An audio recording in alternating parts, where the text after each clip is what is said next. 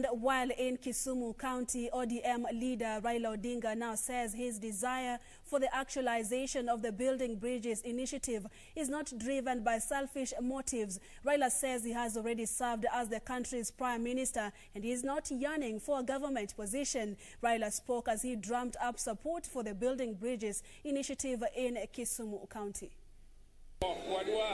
ODM leader Raila Odinga continued with his push for the actualization of the Building Bridges initiative, saying it was the only avenue to address historical injustices and perceived exclusion by some communities from the national cake. Other people are more concerned about what you get out of that cake. Nobody is addressing how to expand that cake. And that is what me and Uhuru Kenyatta are trying to address today.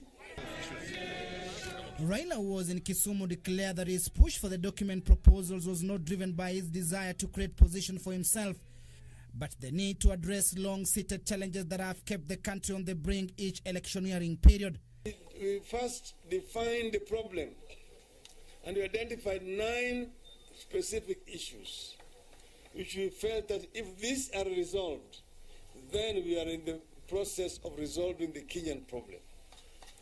Because Kenya continues to remain a promise waiting to happen. Raila said he has already served as the country's second premier, and as such no opposition will excite him to push for personal interest at the expense of the greater good for the Kenya. Raila Odinga is the son of Oginga Odinga. Jaramogi, son of Odinga, son of Raila. So what is important is what we want to do for our country.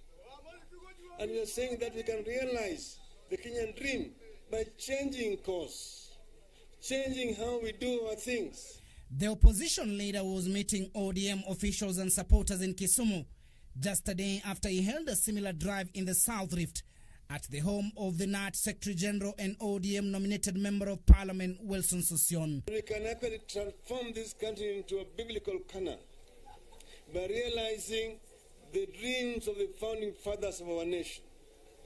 And that's why we said it can be done.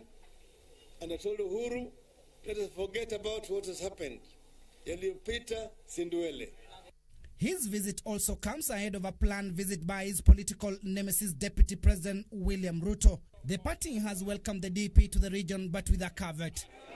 Aya order. Wadu waroni wanyisu ni wankaka wabunge.